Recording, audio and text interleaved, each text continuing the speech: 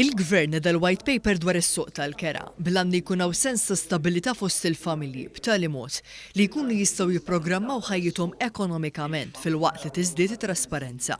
Fit-tnedija tad-dokument, is-Segretarju Parlamentari għall-Akkomodazzjoni Soċjali Rodrik Galdes qal li l-White Paper hija mmirata sabiex tirregola s-suq illi minnu jiddependu ma' 30,000 ruħ, kif ukoll sabiex ikunu mejjuna dawk li ġej mill-faxxa l-aktar batuta fis-soċjetà. Il-konsulent legali Kerċerri spjega li l-White Paper qed tipproponi żewġ mudelli ta' kif għandu jiġi regolarizzat is-suq.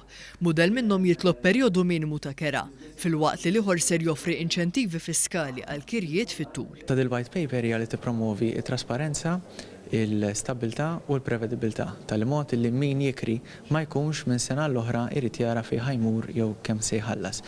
Il-White Paper tipproponi żewġ modelli, wieħed fejn tidħol durata minima obbligatorja għal kontratti tal-kera, ieħor fejn kontratti fit-tul jiġu inċentivati fiskalment. Lan huwa dak illi l-inkwilin kif ukoll l-investitur jiġifieri s-sit ikollhom kundizzjonijiet illi jkunu definiti fil-kontratt għal durata itwal u li anki għalihom ikun iktar prevedibbli kemm il-kera li se jkun qed iħallas l-inkwilin kif ukoll id-dħul li ħajkun qed jirċievi s-sit.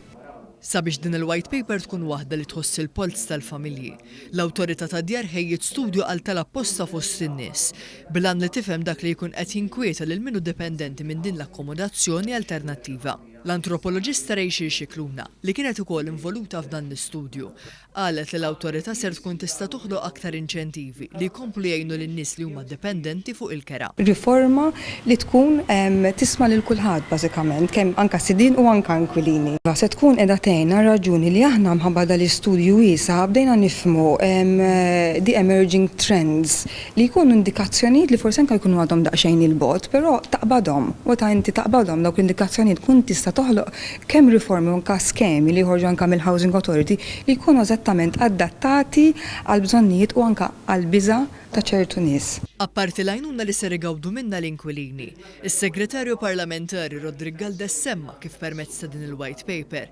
il-Gvern irid jipprofessjonalizza s-suq fil-waqt li jagħti ċertu jeddijiet lis-sidien waqt li joffri protezzjoni lill-inkwilini. Fosthom ukoll anke l-obbligi li għandhom is-sidien meta jikru l-proprjetà.